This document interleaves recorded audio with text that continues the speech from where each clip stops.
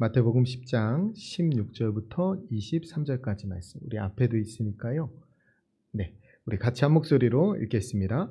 보라, 내가 너희를 보냄이 양을 이리 가운데로 보냄과 같도다. 그러므로 너희는 뱀같이 지혜롭고 비둘기같이 순결하라. 사람들을 삼가라. 그들이 너희를 공회에 넘겨주겠고 그들의 회당에서 채찍질하리라. 또 너희가 나로 말미암아 총독들과 임금들 앞에 끌려가리니 이는 그들과 이방인들에게 증거가 되게 하려 하심이라. 너희를 넘겨줄 때 어떻게 또는 무엇을 말할까 염려하지 말라.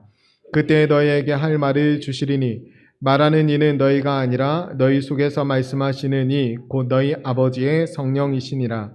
장차 형제가 형제를, 아버지가 자식을 죽이는 데에 내주며 자식들이 부모를 대적하여 죽게 하리라. 또 너희가 내 이름으로 말미암아 모든 사람에게 미움을 받을 것이나 끝까지 견디는 자는 구원을 얻으리라. 이 동네에서 너희를 박해하거든 저 동네로 피하라. 내가 진실로 너희에게 이르노니 이스라엘의 모든 동네를 다 다니지 못하여서 인자가 오리라. 아멘. 오늘은 지혜와 순결이라는 제목으로 하나님 말씀 함께 나누도록 하겠습니다. 우리 남전도의 특송 감사하고요. 우리가 수요일날 제가 시킨 건 아닙니다. 여러분, 제가 시킨 건 아니고 자원하는 마음으로 하셨는데 주중에 수요일에 우리 남성 선도님들이 하나님 앞에 나와서 예배하는 것도 쉽지 않은데 그 찬양으로 영광을 올려드리는 것은 참으로 귀한 일인 것 같습니다. 우리가 모두에게 은혜가 되었고 또 하나님께서 큰 영광 받으신 줄을 믿습니다. 우리가 지난주에 나눴던 말씀 몇 가지 참고해보고 지나가면 예수님의 3대 사역이 있어요. 가르치고 전파하고 치료하고. 그 사역을 우리가 이어가야 되는데 그 사역을 이어가기 위해서 우리 마음에 꼭 필요한 게 뭐냐면 긍휼의 마음이에요. 예수님께서 긍휼히 여기셨기 때문에 그 일을 쉼없이 감당하셨어요. 그 사역을 우리가 작은 예수가 되어서 예수님의 마음을 품고 우리가 이 땅 가운데 그 사역들을 감당해야 됩니다. 우리가 지난주에 예수님이 12제자를 부르시고 보내시는 장면을 우리가 보았는데 그 장면에서 우리가 기억해야 되는 건 뭐냐면 예수님이 부르셔도 안 변하는 인간이 있다는 거예요. 그리고 예수님이 보내셔도 환영 안 하는 인간이 많다는 거예요. 그러니까 적대하는 사람들이 있다라는 거죠. 그래서 우리가 그것을 전제로 제자의 삶을 살아야 돼요. 그러니까 내가 제자가 되면 막 나는 뭐든지 할 수 있어. 주님과 함께 하면 된다. 할 수 있다. 아니요, 안 돼요. 안 되는 일이 있어요. 안 되는 사람도 있고. 예수님이 해도 안 되는 사람이 있는데 내가 뭐라고. 안 돼요. 그런데 우리가 처음부터 나는 무조건 되지. 이렇게 생각하면 하나님이 이 말씀을 하신 의미가 없는 거죠. 하나님께서는 너희를 대적하는 사람이 있고 너희를 적대적으로 대하는 사람이 있고 끝까지 변하지 않는 사람들도 있다. 그 안에서 지혜롭게 행하라는 말씀을 지난주에 하셨다면 오늘 그 말씀을 좀 더 구체적으로 하는데요. 우리가 기도하면서도 이 말씀이 멋지기 때문에 잘 많이 인용해서 씁니다. 하나님 뱀같이 지혜롭게 해주시고 비둘기같이 순결하게 해주십시오. 이렇게. 좀 뭐 있어 보이지 않아요? 기도할 때 그냥 하나님 나 지혜롭게 해주세요 뭐 이렇게 그거보다 훨씬 뱀같이 지혜롭고 비둘기같이 순결하게 해달라고 하면 좀 그런데 오늘 이거 굉장히 중요한 말씀인데 왜 중요하냐면 주님께서 오늘 16절에 보면 너희들은 양인데 너희를 마치 이리들에게 보내는 것처럼 내가 너희를 보낸다. 이 말은 뭐예요?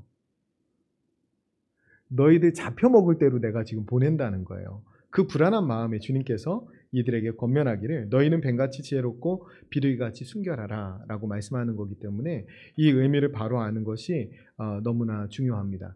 사실은 이 당시의 고대 사회 그러니까 중동 지역에 있었던 속담이에요. 그러니까 이렇게 말하면 이 당시의 사람들 특히 제자들은 찰떡같이 알아들었는데 우리는 그렇게 알아듣지 못해요. 그래서 좀 해석이 필요한 거예요. 여기에서 비유가 말하는 것은 늘 한 가지입니다. 비유가 말하는 것을 두 가지, 세 가지, 네 가지 찾다가는 신천지에 가 있는 거예요. 여러분 비유는 늘 한 가지입니다. 그 한 가지를 찾아야 돼요. 오늘도 이 비유가 말하는 것은 한 가지입니다. 그런데 한 가지를 찾지 않아도 돼요. 이미 말씀에 담겨 있으니까. 뱀같이 지혜롭고 비둘기같이 순결하라. 지혜와 순결 두 가지를 말씀하시는 거예요. 그런데 그것을 강조해서 사용하시기 위해서 뱀과 비둘기라는 이 비유를 앞에서 하시는 건데 예수님의 비유 대부분은 대칭적이에요. 대칭적이라는 것은 뭐냐면 양과 염소의 비유, 반대라는 거예요. 둘째 아들과 큰 아들의 비유, 반대예요. 집안에 있던 아들, 집 나간 아들. 그러니까 정반대. 지금 이 지혜와 순결이 정반대예요. 지금 이렇게 보면 반대가 아닌 것 같지만 여러분 이제 오늘 다 나누고 나면 알게 될 텐데 지혜로울 때 지혜로워야 되고 순결해야 될 때 순결해야 된다라는 거예요. 이것을 다시 말씀드리면 지혜로워야 될 때 지혜롭고 순결해야 될 때 미련해야 될 때 미련해야 된다는 거예요. 지금 이것도 반대말이거든요. 그래서 하나씩 살펴보면 뱀에 대해서 창세기 3장 1절에 뭐라고 말씀하시냐면 뱀은 모든 들짐승 중에 가장 강교한 자라 이렇게 말하는 강교한 거라고 하거든요. 지금 여기에서 뱀같이 간교하고가 아니잖아요. 뱀같이 지혜롭고. 그러니까 간교해지면 안 돼요. 여러분 뱀처럼. 그러니까 뱀이 좀 어감이 좀 그렇잖아요. 그런데 뱀은 굉장히 민첩하고 영리해요. 그래서 지혜롭다고 본 겁니다. 그 당시에. 여러분 뱀은 귀가 있어요? 없어요? 귀가 없어요. 그래서 혀를 낼름거리는 거예요. 그리고 온 몸으로 느낍니다. 위험을 온 몸으로 감지해요. 그래서 굉장히 민첩하고 영리합니다. 그래서 이 위험을 온몸으로 감지한다는 거예요. 그래서 현실적인 위기 상황에 그렇게 온몸으로 반응하고 대처하라는 거예요. 어떻게 대처하면 돼요? 도망치라는 거예요. 이게 지혜라는 겁니다. 여러분 뱀 좋아하시는 분 있어요? 무섭죠. 뱀 싫죠. 뭐 여러분에게 뭐 이렇게 뱀하고 좀 안 좋은 경험이 있으신 분도 있겠지만 없는 분도 계시잖아요. 그런데도 싫죠. 징그럽고 그렇지 않아요? 그 이유 없이 싫어요. 그런데 우리가 이제 뱀으로 인해서 아담과 하와가 타락했기 때문에 더 감정적으로 싫지만 세상 사람들도 뱀 싫어해요. 그런 거 모르는 사람도 그냥 보면 싫어요. 이 뱀에 비유된 말 들으면은 별로 안 좋습니다. 제가 예수님이 한 말 여러분에게 해드리면 이런 거죠. 독사의 자식들아 이렇게 말하면 안 좋으시잖아요. 그러니까 뱀은 다 싫어요. 이게 지금 말씀의 핵심인데 이 제자들이 세상에 나갔을 때 세상이 마치 뱀을 대하듯이 싫어한다는 거예요. 이 제자들을. 세상과 역행하는 복음을 전하는 거 그 꼴보기 싫어하고 그냥 싫어한다는 거예요. 미워한다는 거예요. 그 이상하게 생각하면 핍박이 있는 것을 이상하게 생각하면 안 된다라는 거예요. 그러니까 나가면 너희들 다 이리 때 보내는 것 같고 너희들 다 싫어할 텐데 그때 어떻게 하라고요? 뱀처럼 지혜로. 그러니까 대적하지 말고 뱀처럼 민첩하고 영리하게 도망치라는 거예요. 이런 바울이 전도하는 장면들을 가만히 생각해 보면 이 동네에 갔다가 거기서 두드려 맞다가 딴 동네로 가고 광주리 타고 도망가고 야반 도주하고 막 그럽니다. 그죠? 능력의 사도가 거기서 한번 칼을 뽑아가지고 본때를 보여주는 게 아니라 얻어 터지다가 도망가고 얻어 터지다 도망가고 그래요. 그렇게 하라는 거예요. 세상에서 너희를 이상하게 싫어하고 박해하고 할 텐데 그 복음 때문이거든요. 예수님 때문이거든요. 그런데 그때 민첩하게 도망가라는 거예요. 그것이 지혜라는 겁니다. 지금은 중국 선교, 북한 선교가 많이 막혀 있지만 우리 얼마 전에 우리 교회 예배 오셨던 여자 선교사님도 사실은 중국 선교사님이셨어요. 한 20년 동안 중국에 선교하셨는데 정말로 목숨을 걸고 한 겁니다. 한 10년 전쯤에 막 독침에 맞아 죽고 그랬어요. 그 북한에 나와서. 그래서 사실은 다 알아요, 선교사인지. 근데 거기에서 선교하기 위해서 원래 북한은 삼자교회, 그러니까 중국은 삼자교회, 중국에서 허용한 교회 아니고서는 그 포교 활동이 안 돼요. 그러니까 중국 교회 외에는 복음 전하면 안 돼요. 그래서 붙잡혀 갑니다. 그래서 중국에서 접경 지역에서 북한 사람에게 복음 전하기 위해 나가 있는 거거든요. 그렇기 때문에 거기에서 어떤 모습으로 주로 나가 있냐면 빵 공장 사장님 혹은 뭐 냉면 식당 사장님 이렇게 그 사실 위장하고 있는 거죠. 그러니까 그게 복음을 전하기 위해서 그것 역시 지혜라는 거예요. 그러니까 우리 다 대적하고 싫어하는데 그 상태에서 우리가 어떻게 복음을 전할지를 지혜롭게 해야 된다. 이것이 뱀처럼 뱀같이 지혜로우라는 의미입니다. 그런데 뱀은 자기를 보호하기 위해 독을 씁니다. 그죠? 그 한번 마음껏 독을 한번 써보시겠어요? 그러나 제자들은 자기 보호하기 위해 독을 쓰면 안 됩니다. 그죠? 독을 쓰면 안 돼요. 그런데 제자들에게는 사실 그 귀신을 멸할 수 있는 능력이 있잖아요. 베드로가 멋지게 칼을 뽑지 않습니까? 옆에 예수님 계시니까 말고의 귀를 내리쳐서 귀를 잘라요. 무슨 베드로가 무슨 천하제일검도 아니고 목을 자르려고 했던 거예요. 엇나가서 귀를 자르는 거죠. 그러니까 그러고 싶어요. 독을 쓰고 싶단 말이에요. 그런데 그러지 말라고 이어서 비둘기의 말씀을 붙여놓으시는 겁니다. 그래서 뱀처럼 지혜롭긴 한데 독을 쓰지 말라는 거예요. 비둘기같이 순결하라는 거죠. 이게 균형을 맞추라는 건데 비둘기 하면 뭐 생각나세요? 비둘기 하면 뭐 생각나세요? 아무 생각도 안 나요. 비둘기 생각날 게 얼마나 많습니까? 비둘기 하면 주의 성령이 비둘기같이 내려오셨고, 그죠? 그리고 또 뭐가 있어요? 비둘기는 뭐 평화의 상징이고, 아가서에서 나의 사랑 나의 어여쁜 자야 비둘기라고 불러요. 얼마나 사랑스러우면 비둘기. 그러니까 비둘기가 갖고 있는 이미지가 있잖아요. 이거는 이제 순결하라라는 것은 어린아이와 같이 순결하라는 의미예요. 마음이 깨끗하다는 거죠. 그러니까 아가서에서 노래하는 그 여인은 사실은 겉은 안 예뻐요. 그 자세히 읽어보시면 알겠지만 겉은 못생겼어요. 그런데 마음이 예쁘다는 거예요. 그 비둘기에 비유하거든요. 그래서 죄로 오염되지 않는 마음을 가지라는 거예요. 여러분 죄로 오염되면 독을 쓰고 싶습니다. 그런데 오염되지 않는 순결한 마음을 가진 그야말로 세상적인 지혜를 갖지 말라라는 거예요. 세상적인 지혜는 누가 한 대 때리잖아요. 재빨리 두 대를 때려야 돼요. 그래야 날 우습게 보지 않습니다. 그런데 하나님의 지혜는 뭐예요?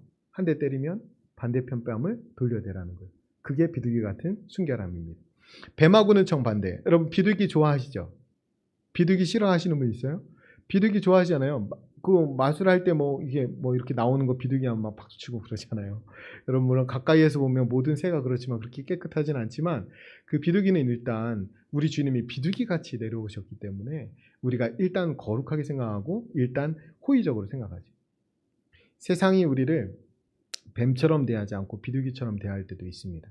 우리에게 호감을 가지고 무조건 잘해줄 때도 있어요. 그때 타협하지 말라는 거예요. 그게 순결입니다.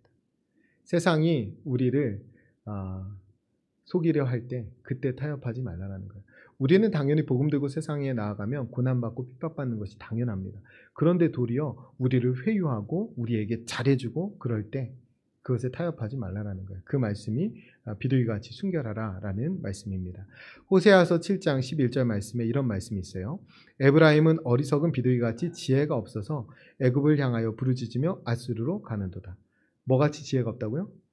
비둘기같이 어리석고 지혜가 없어요. 그러니까 우리는 그렇게 생각하지 않지만 이 당시의 성경시대의 사람들은 뱀은 지혜롭고 비둘기는 지혜롭지 않다라고 생각했어요.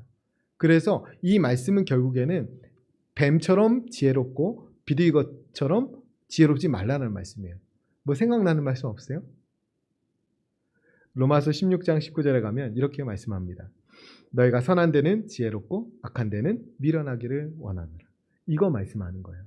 그러니까 우리가 자기가 살기 위해서 그때는 뱀처럼 민첩하게 지혜롭게 도망가야 됩니다. 그런데 예수님을 위해서는 복음을 위해서는 비둘기처럼 미련하게 맞서야 합니다. 정반대죠. 우리가 고난과 핍박이 있을 때 뱀같이 지혜롭게 행해야 되지만 또 한편으로는 비둘기같이 순결하게 정체성을 잃어버리면 안 됩니다. 이것을 균형을 가지셔야 돼요. 그러니까 세상 것들로 내 마음이 내 정체성이 오염되지 않도록 늘 조심해야 됩니다. 그것이 비둘기같이 순결하다라는 거예요. 우리가 마침 이번 주일에 그 말씀을 나눴는데 빌립보서 2장 15절 말씀에 이는 너희가 흠이 없고 순전하여 어그러지고 거스르는 세대 가운데서 하나님의 흠없는 자녀로 세상에서 그들 가운데 빛으로 나타내며 라고 말씀했습니다. 여기에서 주일에 설명 못했는데 순전이라는 말이 순도 100%란 말이에요. 물 타지 않은 포도주를 말할 때 이 단어를 씁니다. 그러니까 우리의 정체성에 다른 거 섞지 말라는 거예요. 그게 순결입니다. 아무리 우리에게 잘해주고 우리에게 타협하고 오더라도 우리가 그거 넘어가지 않는 거예요. 마치 미련할 정도로 예수님만 믿고 살아가는 사람들, 그 사람들이 비둘기같이 순결한 사람들이에요. 이 모습을 예수님께서 직접 보여주신 게 성전 정화 사건입니다. 예수님께서 그 전에는 제자들 많이 모여든 무리들을 고쳐주시면서 늘 당부하세요. 가서 아무한테도 얘기하지 마라. 제사장에게만 보여라. 아무한테도 말하지 말라고 했는데 다 얘기하잖아요. 왜 말하지 말라고 했어요? 그게 예수님의 지혜인데 예수님의 공생애를 감당하셔야 돼요. 전해야 될 말씀도 많이 있어요. 아직 하나님의 때가 이르지 않았어요. 하나님의 때는 십자가를 지는 겁니다. 그때까지는 예수님이 너무 많이 드러나면 안 돼요. 그래서 예수님의 지혜는 뭐예요? 알리지 마라. 너 고침받은 거 내가 고쳐줬다고 하지 마라. 이렇게 하거든요. 심지어 첫 번째 기억 가나 혼인잔치의 기적에서 예수님의 어머니가 와서 부탁하니까 나중에는 듣지만 예수님께서 어머니가 와서 이 부탁했을 때 뭐라고 하냐면 어머니 여자여 내 때가 이르지 아니하였나이다. 이게 낮은 말이 아니라 여자는 극존칭이거든요. 어머님 내가 해드리고 싶어도 내 때가 아직 이르지 않았습니다. 내가 아직 해야 될 일이 많습니다. 여기서 이 큰 기적을 베풀면 내가 너무 드러납니다. 이거거든요. 그런데 어머니의 부탁이라서 거기서 첫 번째 기적을 행하시죠. 그렇게 예수님이 늘 숨어 계셨어요. 그런데 정작 가장 위험한 자리에 가서 성전정화 사건을 일으키거든요.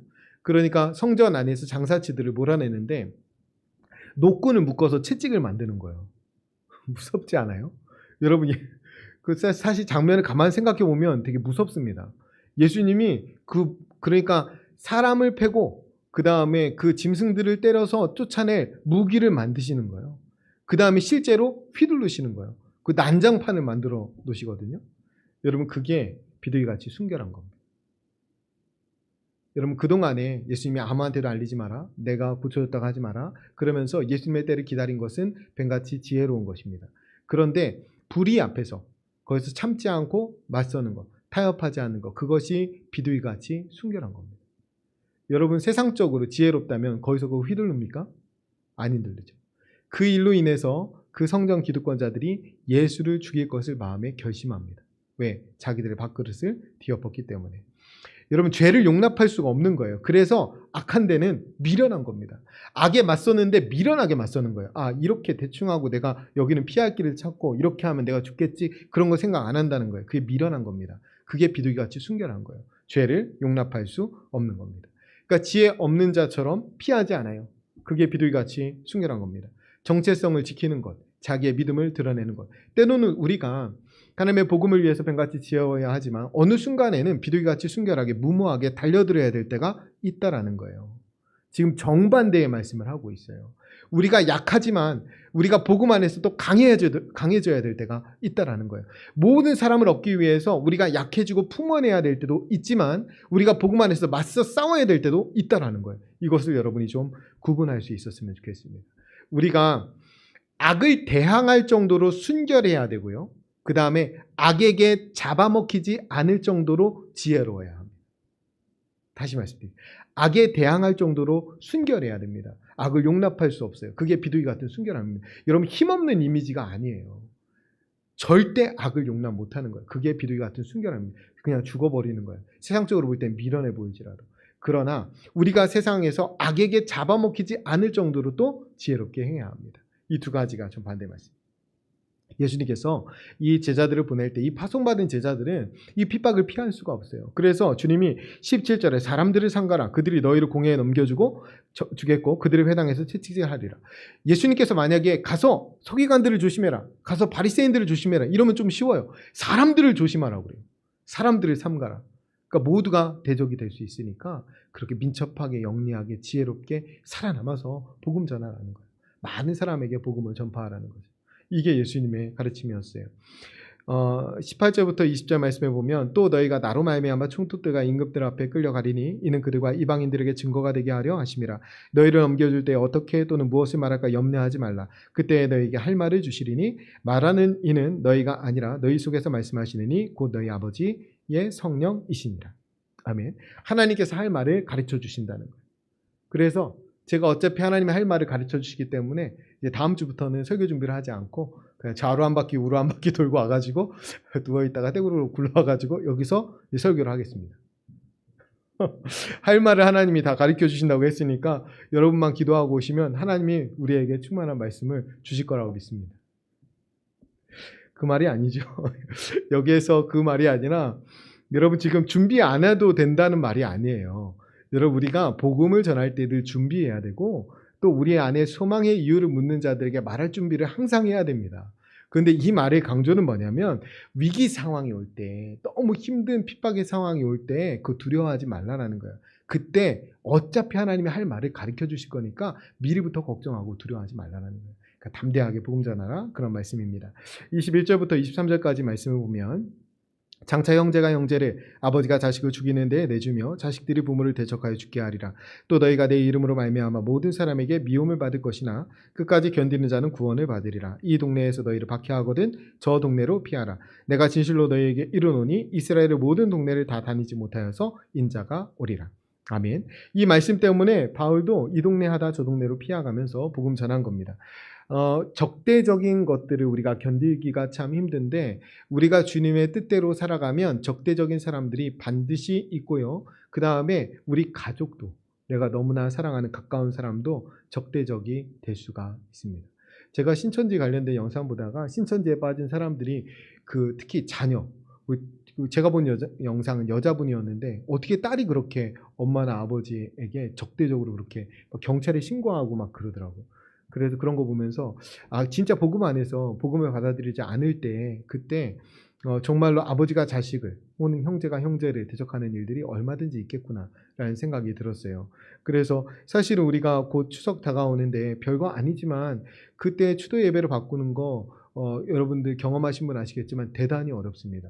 그러니까 내내, 저희 집 같은 경우 그랬어요. 저희 할아버지가 뒤늦게 예수님 믿고 그 다음에 구원 받으셨는데, 그 전에 할아버지께서 우리 예배는 다 이제 기독교식으로 바꾼다 이렇게 하고 들어가셨어요. 그리고 우리가 모인 첫 번째 제사가 우리 할아버지 제사 아닐 겁니까? 그런데 우리 작은 할아버지가 그 상을 차려왔어요.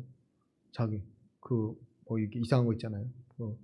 그러면서 이걸 해야 된다고 고집하는 거예요. 사실은 그렇게 우리 집 안에서 훌륭하지도 않았는데 그런데 어른이니까 어른 대접을 해야 되니까 그걸 못 말렸어요. 그런데 그래서 그분은 그분 가족들하고 그 제사를 드리고 그 다음에 우리가 예배 드리고 그렇게 했어요. 근데 정말로 조용한 분이거든요. 이렇게 술 마시면 목소리 커지는 사람들이 보통 조용한 사람이잖아요. 평소에 말도 잘 안 하는 사람. 그런데 그 문제에 있어서만큼은 막 바득바득 그렇게 하시더라고요. 그래서 그거 보면서 이거 굉장히 영적인 문제구나라고 생각했어요. 근데 우리가 그 영적인 문제를 어떻게 이겼느냐? 뱀같이 지혜롭게 이겼죠. 우리는 점점 더 맛있는 걸 먹었습니다. 여기는 매일 똑같더라고요. 이렇게 말린 거 있잖아요. 이렇게. 그리고 왜 과일을 위에 아래 잘라오는지 모르겠어요. 그런데 우리는 점점 더 맛있는 거 먹는 겁니다. 정말 귀신이 와서 먹는다고 생각하면 왜 5성급 호텔에서 불러가지고 그거 깔아줘야지 왜 그런 걸 깔아줍니까? 우리는 점점 좋은 거, 치킨도 시켜 먹고 피자도 시켜 먹고 우리가 먹고 싶은 거 다 먹는 거예요. 근데 이분들은 자기가 그런 거 가져왔으니까 그거 먹어야 되고 서서히 없어지더라고요. 그래서 몇 년 동안은 그런데 그렇게 했어요. 그래서 이거 복음 안에서 물론 그 가정도 나중에 다 복음화가 돼요. 그 가정도 다 예수 안에서 다시 변화가 되고 그런 일들이 있었는데 그 과정이 참 어려웠다라는 거예요. 그래서 우리가 승리자는 누구느냐? 끝까지 견디는 자는 구원을 얻으리라 이렇게 말씀합니다. 오늘 말씀은 뭐냐면, 핵심은 뭐냐면 너희도 분명히 핍박이 있을 거야. 널 때로는 지혜로워야 되고 때로는 순결해야 돼. 그런데 끝까지 버텨. 이거 지금 말씀하는 거야. 끝까지 버티라고. 그러면서 여기서 너희들 핍박받으면 저 동네로 가. 저 동네에 핍박받으면 또 저 동네로 가. 그러면서 버텨. 내가 곧 올 거야. 이렇게 말씀합니다. 이 당시에 제자들은 이 말씀을 찰떡같이 믿었을 거예요. 근데 그 주님이 아직도 안 오고 있어요.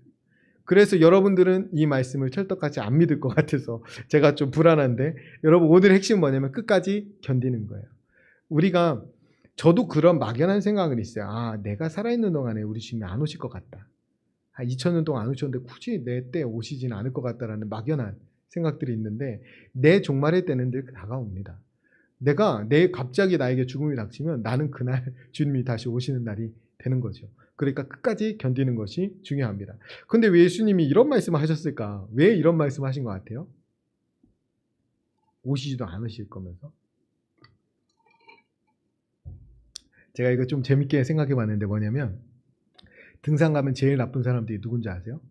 한참 올라가가지고 너무 힘든데 얼마나 더 올라가야 정상입니까? 그러면 쫙 내려오다 5분만 가면 돼요. 그러고 가요. 그러면은 5분만 가면 된다고 막 가요. 그러면은 안 보여요, 정상이. 그럼 또 산 많이 다닌 사람들이 쫙 내려오잖아요. 그러면 정상 얼마나 가야 됩니까? 거의 다 왔어요. 5분만 가면 됩니다. 다 5분만 가면 된대. 그런데 다 안 맞는 말이요. 1시간은 가야 돼도 다 왔습니다. 5분만 가면 됩니다. 그런데 그 말 때문에 정상에 올라가게 되는 겁니다. 기대감. 여러분, 우리가 주님이 다시 올 거라는 기대감을 놓치면 안 돼요. 우리가 핍박을 어떻게 견딜 수 있습니까? 우리가 고난을 어떻게 견딜 수 있어요? 우리가 주님께 소망을 두지 않으면 견딜 수 없습니다. 그래서 소망의 이유를 묻는 자들에게 항상 대답할 준비를 하라고 베드로가 그러잖아요. 왜 그러냐면 도대체 그 고난을 받고 도대체 그 핍박을 받고 왜 그렇게 사는 거야? 도대체 소망이 뭡니까? 라고 물을 때 난 예수님을 소망합니다. 이 고백하는 사람들. 그래서 결론으로 말씀드리면 우리가 아까 승리는 내 것이세 찬양했잖아요. 이미 예수님이 승리하셨어요. 우리는 사실은 뱀같이 지혜롭고 비둘같이 순결하지 않더라도 이미 승리하신 예수님의 승리 속에 살아가고 있습니다.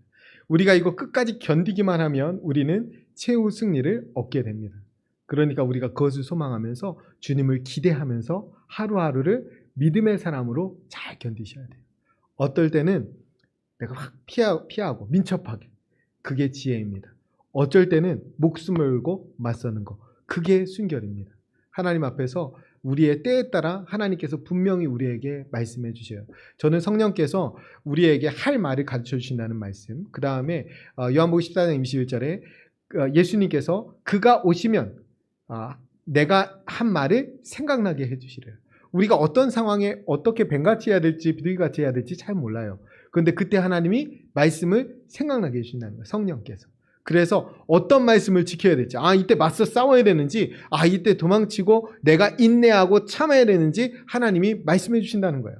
그래서 우리가 성령 충만해서 매일 견디면 됩니다. 우리는 이미 승리했어요. 그 최후 승리를 얻을 때까지 소망을 품고 이 길을 신실하게 걸어가는 저와 여러분 되시기를 간절히 축원드립니다. 기도하겠습니다.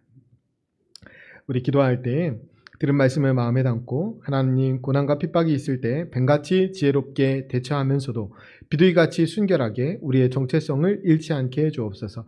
악에 대항할 정도로 순결하되 악에게 잡아먹히지 않을 정도로 지혜롭게 해 주옵소서. 다시 오실 주님을 기다리며 끝까지 견디며 최후 승리를 얻는 저희들이 되게 하여 주옵소서. 우리 말씀을 결단하면서 함께 통성으로